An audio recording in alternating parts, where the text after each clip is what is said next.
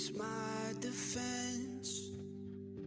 Your kindness calls me friend.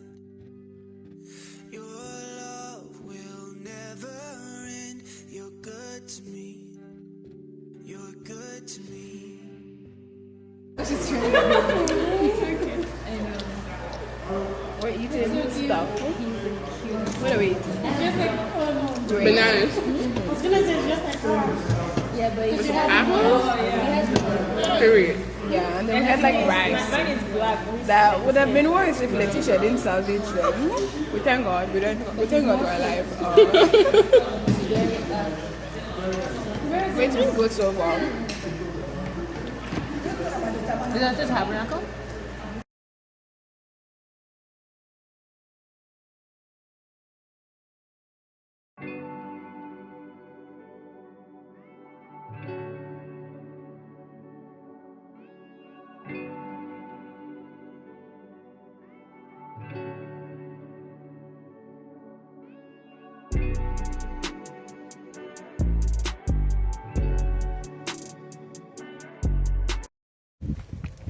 Welcome to the Tabernacle of Moses. When God gave Moses the 10 Commandments, he also gave them all the directions on how to build the tabernacle. And this is an actual life-size, full-scale, 7.5 feet high, 75 feet wide, 150 feet long. And God said, I will show you. So that tells us if this is a pattern, that means there's an original somewhere. So we believe that the one in heaven is the one that John saw. And according to Revelation chapter 21, the building that you see behind me would be about the size of Canada, and the most holy place would be about 1,500 miles square, wide, long, and high.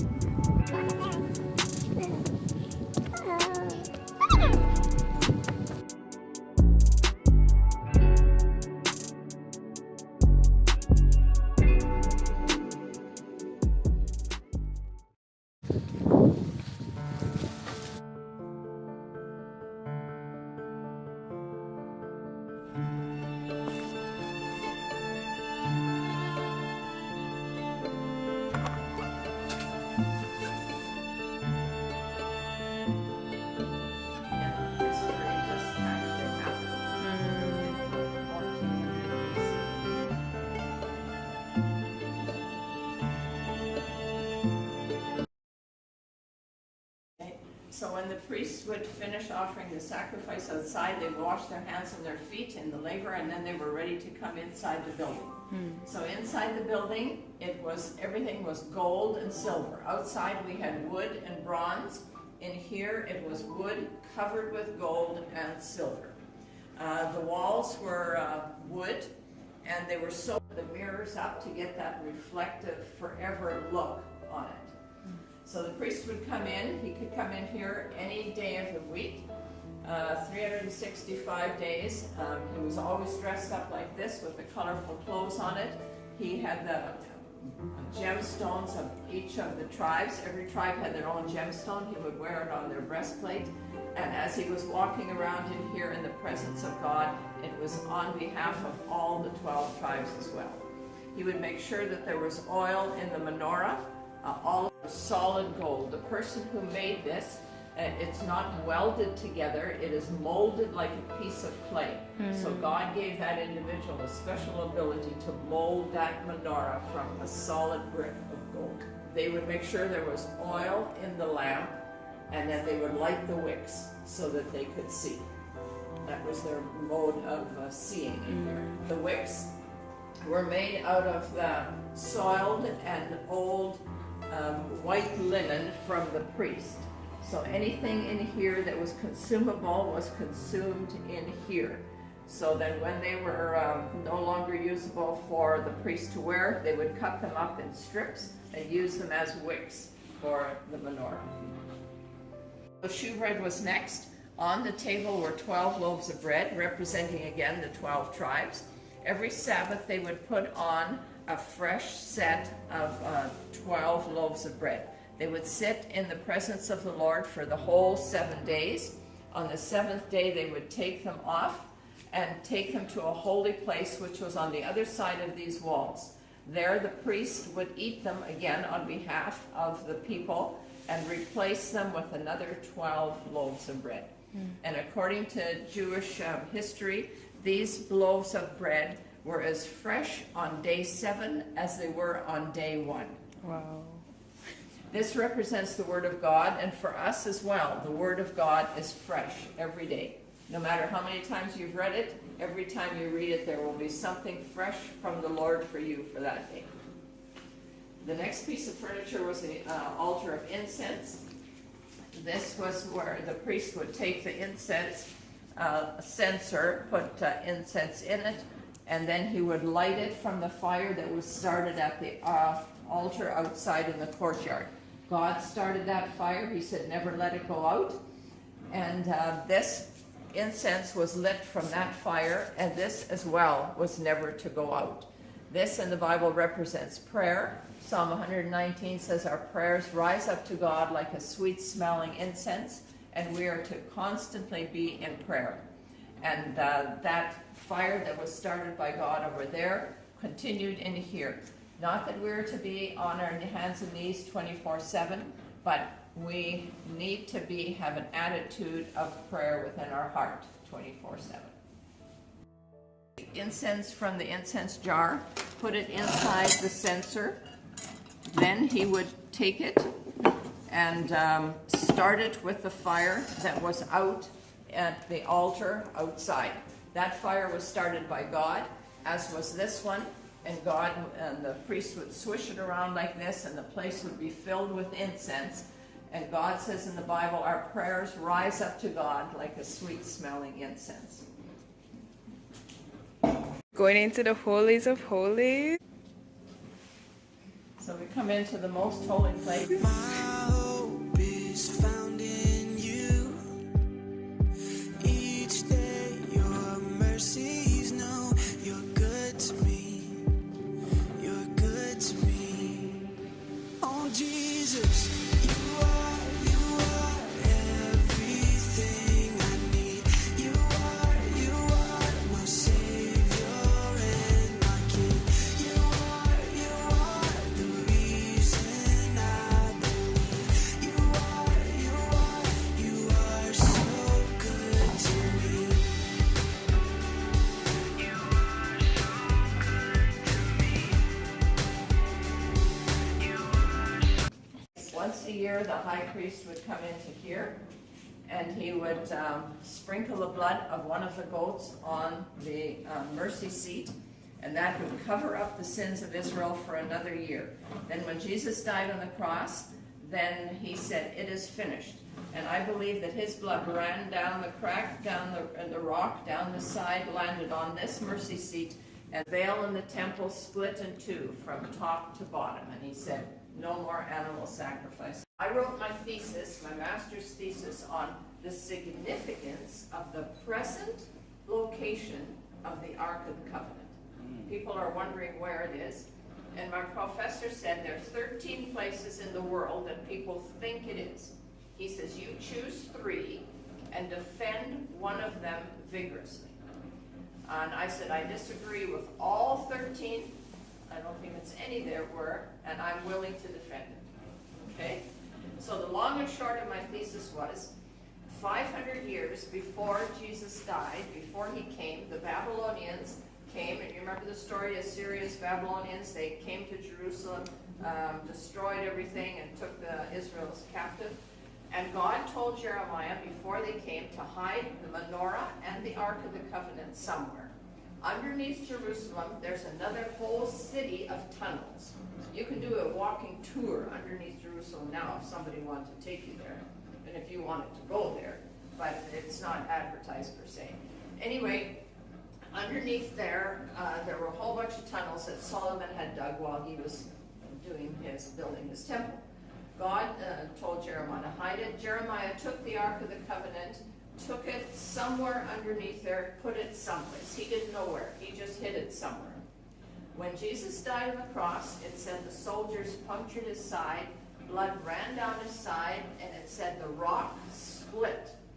It would said that. It could have said just an earthquake, lightning, whatever. It said the rock split. I believe that the rock, when they punctured his side, blood ran down his side, ran down that crack in the rock, landed on that mercy seat that Jeremiah had hid in a cave 20 feet below the cross where Jesus died. And God knew that he would need that piece of furniture there when Jesus died on the cross. Isn't that amazing? Yay. Everything in here, Jesus said he was a fulfillment of. He says, I am the way, I am the lamb, I am the light, I am the bread, I am the veil that is to say my flesh. That piece of furniture, it says God dwells between the cherubim. That was the most prized possession of Israel in all, actually in all the world. And it was designed to accept the atonement blood once a year. And if Jesus came to fulfill all the rest of us, and when he died on the cross, he said, it is finished, and that veil split in two, I believe his blood would have had to have landed on that mercy seat as a fulfillment of everything, saying it is finished. Done. Done. Yay. Wow. I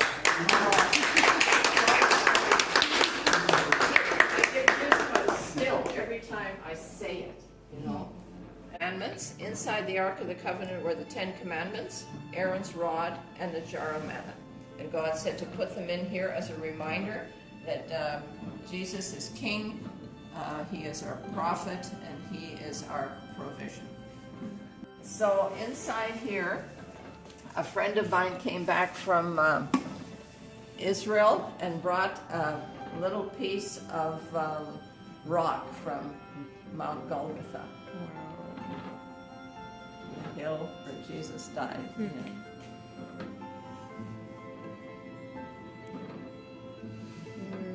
All of this is basically a picture of God's school. God is the teacher, humankind is a student. So Old Testament is elementary school, Matthew, Mark, Luke, and John are high school, Acts to Jude is university, and Revelation is like internship. If you go to be a teacher, you need to practice teach, right, for your career. So Exodus was the second book of the Bible, so the Israelites were in grade 2, so they couldn't read, so God gave them a picture of himself, of heaven. You and I are born into university, which is Acts, right? After Jesus died, after the Gospels, then we are born into Acts. So God says you can read, and all of this was destroyed in 70 AD. He says you can read now, so it's all about me in the Bible, right? Isn't that cool? Mm-hmm. So Revelation is internship, and that's a 1,000-year millennium here on earth, getting ready for our career, which is in heaven. Hey. Wow, God has given us 70 years to get ready for our career. Ready? So I'm going to give you each a book of John. Thank Okay. you. There you go. No, I already have it. Okay. John. Every chapter has something to do with the tabernacle. Scholars believe, some scholars say that John wrote the book of John after he came back from being on the Isle of Patmos and after writing the book of Revelation and seeing heaven open. And so he went back at the age of about 98, he went back to Ephesus.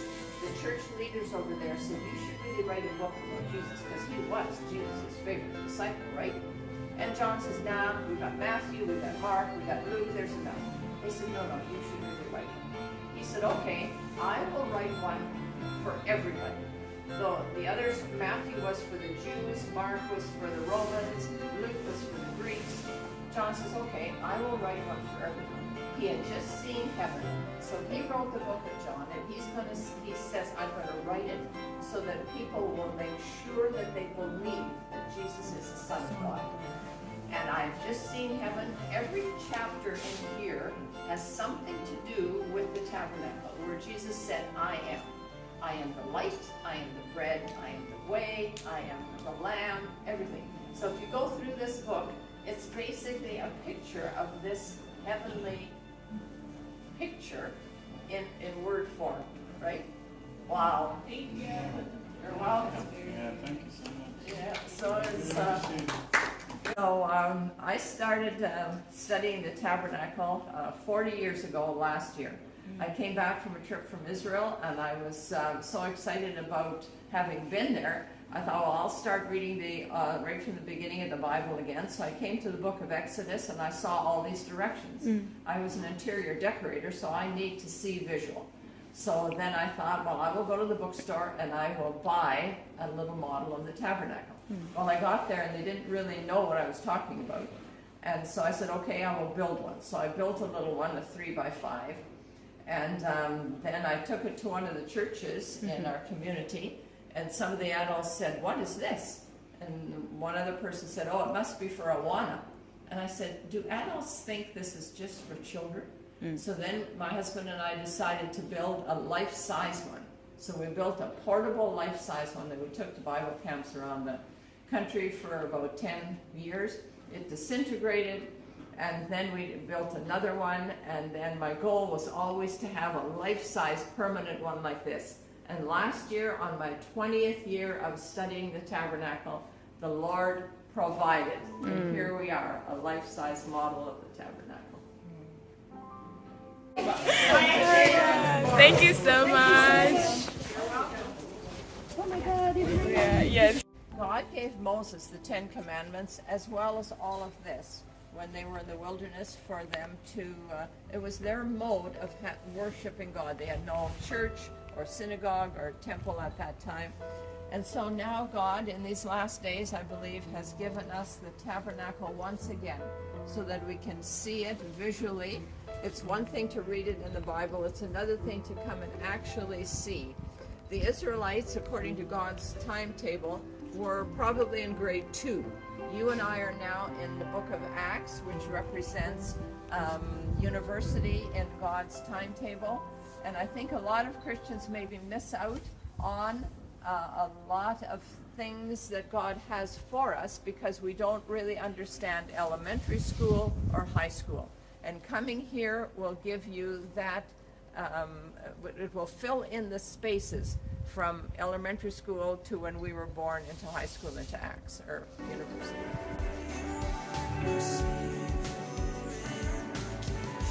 You